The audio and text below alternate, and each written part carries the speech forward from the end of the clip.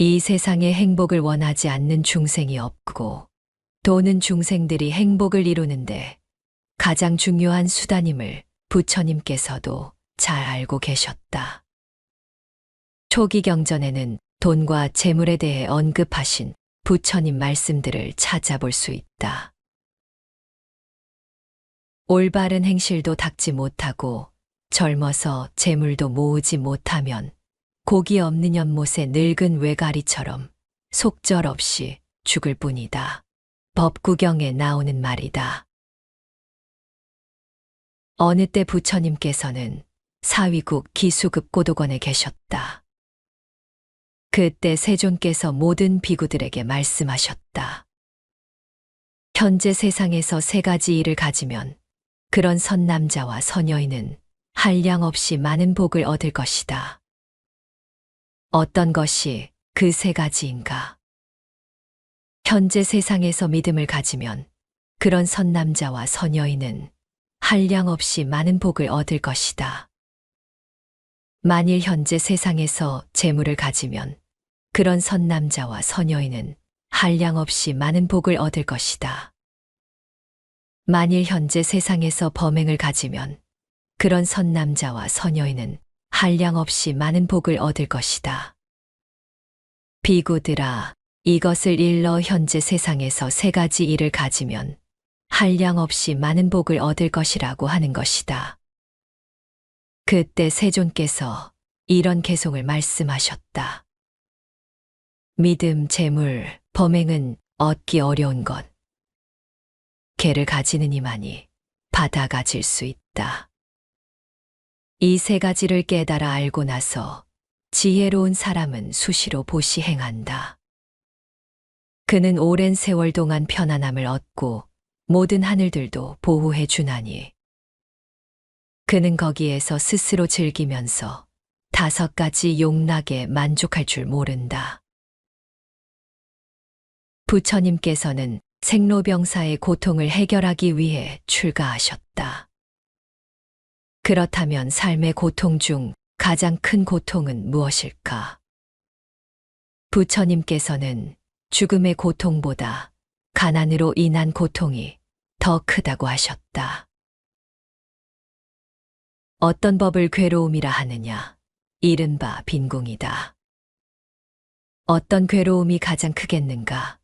이른바 빈궁의 괴로움이다. 죽는 괴로움과 가난한 괴로움 두 가지가 모두 다름이 없으나 차라리 죽는 괴로움 받을 지언정 빈궁하게 살지 않으리. 금세광경에 나오는 말이다. 이것은 삶에서 돈 문제로 인한 고통이 가장 크다는 것을 의미한다. 부처님께서는 삶의 속성과 세상살이의 고통을 누구보다 잘 알기에 가난을 벗어나 부를 축적해 안락한 삶을 살라고 하셨다. 부자를 가리켜 축복받은 사람이라고 하셨다. 전륜성왕사자후 경에서는 가난이 범죄와 타락의 근본적인 원인이라고 지적하기도 하셨다. 가난은 인류의 적이다. 그래서 부처님께서는 결코 가난을 예찬하지 않으셨다. 기회가 있을 때마다 제가자들에게 재산이 있어야 자신을 지킬 수 있고 이웃을 돌볼 수 있다고 강조하셨다. 돈이 많은 것은 참으로 좋은 일이다. 자기도 행복하고 남에게도 좋은 일을 많이 할 수 있으니 복 받은 것이다. 그렇다고 막무가내로 부를 축적하고 부자가 되라는 말씀은 아니다. 과도한 부는 오히려 타락의 원인이 될 수도 있으므로 자신의 분수에 맞게 생활하는 중도적 삶을 권장하셨다. 부자라고 나쁘고 가난하다고 좋은 사람인 것이 아니라 어떻게 재물을 얻었으며 재물로 어떤 행위를 하는가가 중요하다. 돈 그 자체를 탓할 일이 아니라 돈에 관련된 마음과 행위가 문제인 것이다. 우리는 많이 가질수록 행복하다 느끼지만 실상은 그렇지 않다. 돈은 많을수록 좋을 거라 생각하지만 자기 욕망대로 무한의 재산을 가질 수도 없지 않은가. 욕심은 밑 빠진 독에 물 붓는 격이다.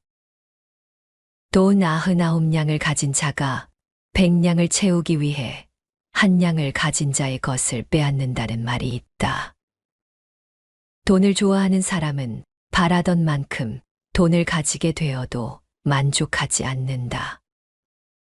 또 명예나 권력을 좋아하는 사람 역시 바라던 만큼의 명예와 권력을 가져도 거기에 만족하지 않는다. 그때부터 이들에게 만족이라는 말은 필요치 않다. 욕심과 탐욕이 그 자리를 차지해 버렸기 때문이다. 탐욕하게 되면 오직 근심이 쌓일 뿐이다.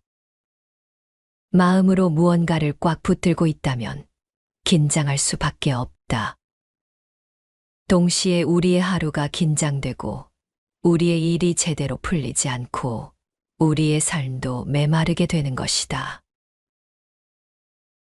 만약 사막과 같은 척박한 땅에서 꽃 한 송이를 발견했다면 마치 기적을 만난 것과 같이 행복할 것이다.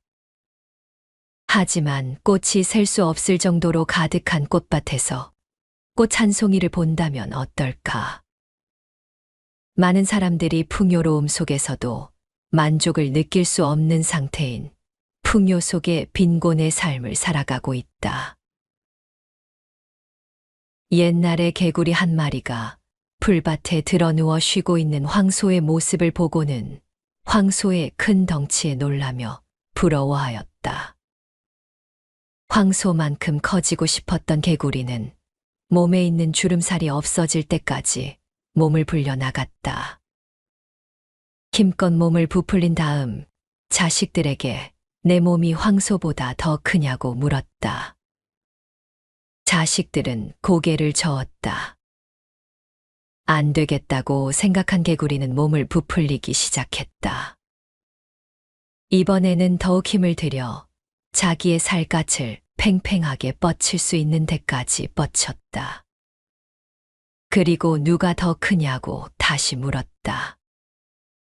자식들은 황소가 더 크다고 대답했다. 마침내 개구리는 화가 났다. 그는 더욱 몸을 불리기 위해 있는 힘을 다하여 부풀리다가 결국 몸이 터져 죽고 말았다. 사람들이 분명 더 풍요로운 세상에 살고 있음에도 후회를 하고 만족하지 못하는 깊은 이유는 세속의 가치에 자신을 맡겨버리기 때문이다. 진짜 중요한 것이 무엇인지 알지 못하기 때문이다. 사회가 요구하는 학벌, 재산, 직위, 명성에 우리의 가치를 묶어놓는 것이다. 사람은 자기가 행복해지기를 원하는 것보다 남에게 행복하게 보이기 위해 애를 쓴다. 남에게 행복하게 보이려고 애쓰지만 않는다면 스스로 만족하기란 그리 힘든 일은 아닐 것이다. 욕심이 과하면 마음이 다친다. 소유하려는 생각 때문에 마음도 몸도 그저 힘들 뿐이다. 내면에 채워지지 않는 공허한 마음을 돈, 사랑, 물건들로 채우려 한다. 또 세상의 갈등과 반목이 끊이지 않는 이유는 간단하다. 내가 원하는 걸 남도 원하기 때문이다. 너도 나도 앞다퉈 채우려고 만든다면 늘 삶은 각박하고 암울할 뿐이다. 마음이 채워지면 스스로 만족감을 느끼기 때문에 다른 사람 앞에서도 당당할 수 있고 욕심은 줄어들 것이다. 무소유할 수 있는 것이다. 무소유란 아무것도 갖지 않는다는 말이 아니다. 무소유란 불필요한 것을 갖지 않는다는 것이다. 무소유란 물질에 대한 욕심을 내려놓는 것이다. 좀 더 홀가분해지고 지혜로워지는 것이다. 부처님께서 말씀하셨듯 불교는 물질적 부를 무조건 부정하지 않는다. 물질이 인간을 가난에서 벗어나게 하며 남에게 관대해질 수 있는 기회를 준다는 것을 알기 때문이다. 그러나 이러한 부에 대한 과도한 애착, 즉 탐욕은 항상 경계의 대상이다. 왜냐하면 진정한 행복은 물질적 풍요나 감각적 만족이 아니라 내면의 평화와 안정에서 비롯되기 때문이다. 욕망 자체를 부정하지는 않지만 무절제한 욕망과 탐욕으로부터 자유로워질 것을 꾸준히 강조하고 있다. 비움으로써 행복을 찾으라 말한다. 우리는 약간의 이익 때문에 너무 많은 것을 잃어버린다.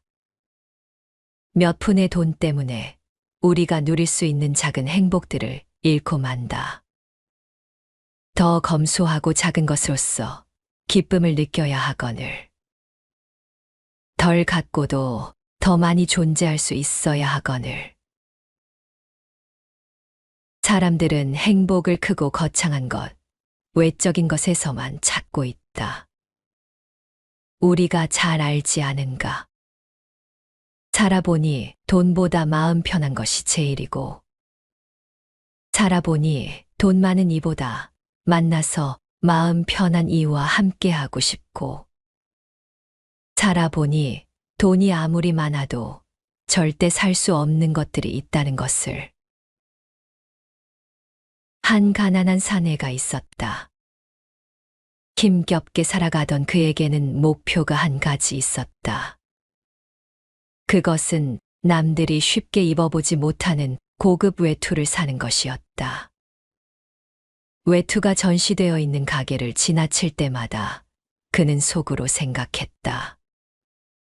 저 옷을 입고 다닌다면 얼마나 행복할까? 사내는 그 외투를 사기 위해 철저하게 절약하기 시작했다. 목이 말랐지만 음료수로 갈증을 달래지 않았다. 전기를 아끼기 위해 다른 곳에서 오래 머물다 집에 들어가곤 했다. 심지어 구두 뒤축을 닳게 하지 않으려고 조심스럽게 걸어 다니기도 했다. 하루하루를 힘들게 버티던 그는 마침내 그렇게 소망하던 외투를 구입했다. 사내는 뛸 듯이 기뻤다. 그러던 어느 날 그는 밤늦게 집에 돌아오다 강도를 만났다. 가진 것이 없었던 사내는 강도에게 외투를 빼앗기고 말았다. 시리에 빠진 사내는 슬픈 나날을 보내다 결국 화병에 죽고 말았다. 우리는 항상 이렇게 내일을 기약하며 오늘을 힘겹게 견디고 있다. 오늘을 마치 영원히 살 것처럼 허투루 살지 말아야 하거늘. 미래를 위해 시간과 돈을 절약하며 살아가는 것은 당연하다. 하지만 오늘은 지나고 나면 다시 돌아오지 않는다. 오로지 미래에 묶여 오늘을 희생할 필요는 없다. 오늘의 삶이 만족스러우면 그것이 곧 행복한 인생이다. 오늘의 행복을 내일로 미루지 말라. 나중 말고 지금 행복하라. 행복이란 내가 갖지 못한 것을 바라는 것이 아니라 내가 가진 것을 즐기는 것이다. 사치는 가난이나 마찬가지로 악덕이며 우리들의 목표는 풍부하게 소유하는 데에 있지 않고 풍성하게 존재하는 것이어야 한다. 만족함을 모르는 사람은 부유하더라도 가난하고 만족함을 아는 사람은 가난하더라도 부유하다. 누구나 분수를 알고 스스로 만족할 때 비로소 행복하다. 꽉 틀어진 집착의 소나기를 풀면 일이 더 잘 풀리는 법이다. 그럴 때 내 안의 에너지가 막힘없이 분출된다. 세상에서 추구하는 성공이 아닌 스스로 만족하는 삶을 한번 살아보라. 그대 안의 가능성을 펼쳐라. 우리는 모두 인생이라는 경기를 뛰는 선수다. 돈을 많이 벌었다는 것이, 명예를 높이 쌓았다는 것이, 공부를 많이 했다는 것이 인생에서의 승리를 의미하지는 않는다. 중요한 것은 내 안의 가능성과 잠재력으로 인생이라는 경기에서 성실히 임했다는 자부심이다. 아직 원하는 곳에 도달하지 못했더라도, 아직 되고자 하는 사람이 되지 못했더라도 계속 걸어가는 법만은 잊지 말아라. 아직 그대 안에 꽃 피지 않은 가능성이 남아있다. 천천히 그대 안의 가능성을 펼쳐라.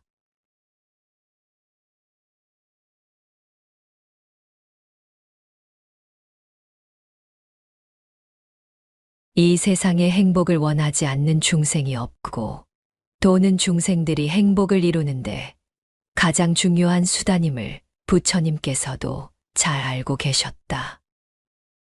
초기 경전에는 돈과 재물에 대해 언급하신 부처님 말씀들을 찾아볼 수 있다. 올바른 행실도 닦지 못하고 젊어서 재물도 모으지 못하면 고기 없는 연못의 늙은 외가리처럼 속절없이 죽을 뿐이다.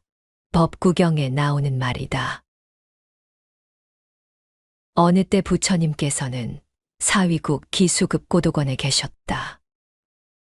그때 세존께서 모든 비구들에게 말씀하셨다. 현재 세상에서 세 가지 일을 가지면 그런 선남자와 선여인은 한량없이 많은 복을 얻을 것이다.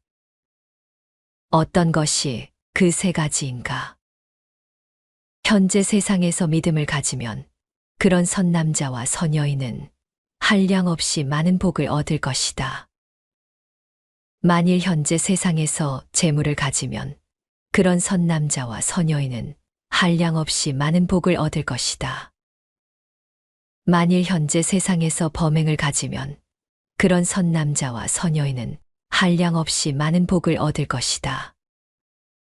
비구들아, 이것을 일러 현재 세상에서 세 가지 일을 가지면 한량없이 많은 복을 얻을 것이라고 하는 것이다. 그때 세존께서 이런 개송을 말씀하셨다. 믿음, 재물, 범행은 얻기 어려운 것. 개를 가지는 이만이 받아 가질 수 있다. 이 세 가지를 깨달아 알고 나서 지혜로운 사람은 수시로 보시 행한다.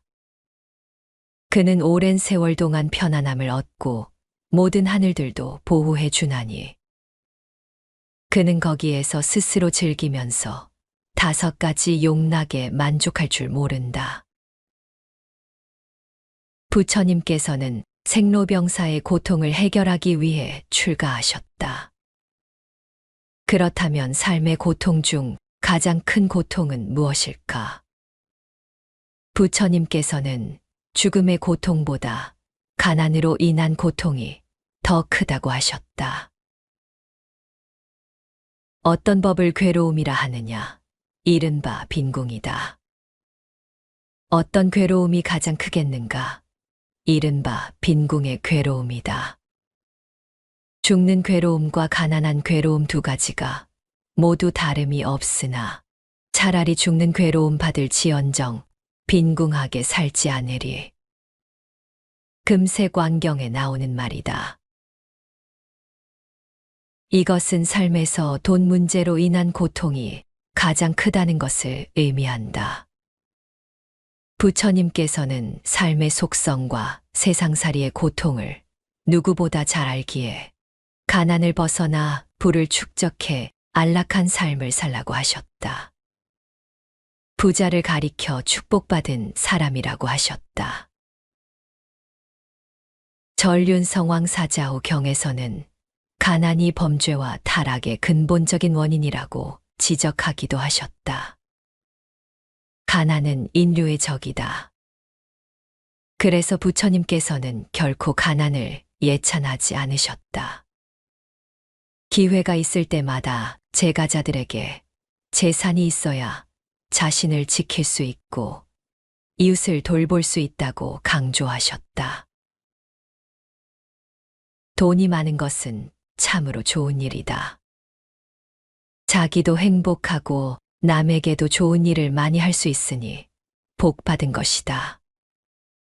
그렇다고 막무가내로 부를 축적하고 부자가 되라는 말씀은 아니다. 과도한 부는 오히려 타락의 원인이 될 수도 있으므로 자신의 분수에 맞게 생활하는 중도적 삶을 권장하셨다. 부자라고 나쁘고 가난하다고 좋은 사람인 것이 아니라 어떻게 재물을 얻었으며 재물로 어떤 행위를 하는가가 중요하다. 돈 그 자체를 탓할 일이 아니라 돈에 관련된 마음과 행위가 문제인 것이다. 우리는 많이 가질수록 행복하다 느끼지만 실상은 그렇지 않다. 돈은 많을수록 좋을 거라 생각하지만 자기 욕망대로 무한의 재산을 가질 수도 없지 않은가. 욕심은 밑 빠진 독에 물 붓는 격이다. 돈 99냥을 가진 자가 100냥을 채우기 위해 1냥을 가진 자의 것을 빼앗는다는 말이 있다. 돈을 좋아하는 사람은 바라던 만큼 돈을 가지게 되어도 만족하지 않는다. 또 명예나 권력을 좋아하는 사람 역시 바라던 만큼의 명예와 권력을 가져도 거기에 만족하지 않는다. 그때부터 이들에게 만족이라는 말은 필요치 않다. 욕심과 탐욕이 그 자리를 차지해 버렸기 때문이다. 탐욕하게 되면 오직 근심이 쌓일 뿐이다. 마음으로 무언가를 꽉 붙들고 있다면 긴장할 수밖에 없다. 동시에 우리의 하루가 긴장되고 우리의 일이 제대로 풀리지 않고 우리의 삶도 메마르게 되는 것이다. 만약 사막과 같은 척박한 땅에서 꽃 한 송이를 발견했다면 마치 기적을 만난 것과 같이 행복할 것이다. 하지만 꽃이 셀 수 없을 정도로 가득한 꽃밭에서 꽃 한 송이를 본다면 어떨까? 많은 사람들이 풍요로움 속에서도 만족을 느낄 수 없는 상태인 풍요 속의 빈곤의 삶을 살아가고 있다. 옛날에 개구리 한 마리가 풀밭에 드러누워 쉬고 있는 황소의 모습을 보고는 황소의 큰 덩치에 놀라며 부러워하였다. 황소만큼 커지고 싶었던 개구리는 몸에 있는 주름살이 없어질 때까지 몸을 불려나갔다. 힘껏 몸을 부풀린 다음 자식들에게 내 몸이 황소보다 더 크냐고 물었다. 자식들은 고개를 저었다. 안 되겠다고 생각한 개구리는 몸을 부풀리기 시작했다. 이번에는 더욱 힘을 들여 자기의 살갗을 팽팽하게 뻗칠 수 있는 데까지 뻗쳤다. 그리고 누가 더 크냐고 다시 물었다. 자식들은 황소가 더 크다고 대답했다. 마침내 개구리는 화가 났다. 그는 더욱 몸을 불리기 위해 있는 힘을 다하여 부풀리다가 결국 몸이 터져 죽고 말았다. 사람들이 분명 더 풍요로운 세상에 살고 있음에도 후회를 하고 만족하지 못하는 깊은 이유는 세속의 가치에 자신을 맡겨버리기 때문이다. 진짜 중요한 것이 무엇인지 알지 못하기 때문이다. 사회가 요구하는 학벌, 재산, 직위, 명성에 우리의 가치를 묶어놓는 것이다.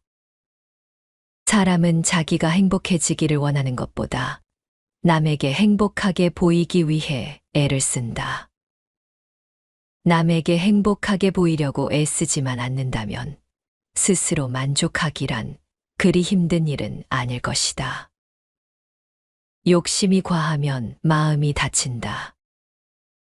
소유하려는 생각 때문에 마음도 몸도 그저 힘들 뿐이다. 내면에 채워지지 않는 공허한 마음을 돈, 사랑, 물건들로 채우려 한다. 또 세상의 갈등과 반목이 끊이지 않는 이유는 간단하다. 내가 원하는 걸 남도 원하기 때문이다. 너도 나도 앞다퉈 채우려고 만든다면 늘 삶은 각박하고 암울할 뿐이다. 마음이 채워지면 스스로 만족감을 느끼기 때문에 다른 사람 앞에서도 당당할 수 있고 욕심은 줄어들 것이다. 무소유할 수 있는 것이다. 무소유란 아무것도 갖지 않는다는 말이 아니다. 무소유란 불필요한 것을 갖지 않는다는 것이다. 무소유란 물질에 대한 욕심을 내려놓는 것이다. 좀 더 홀가분해지고 지혜로워지는 것이다. 부처님께서 말씀하셨듯 불교는 물질적 부를 무조건 부정하지 않는다.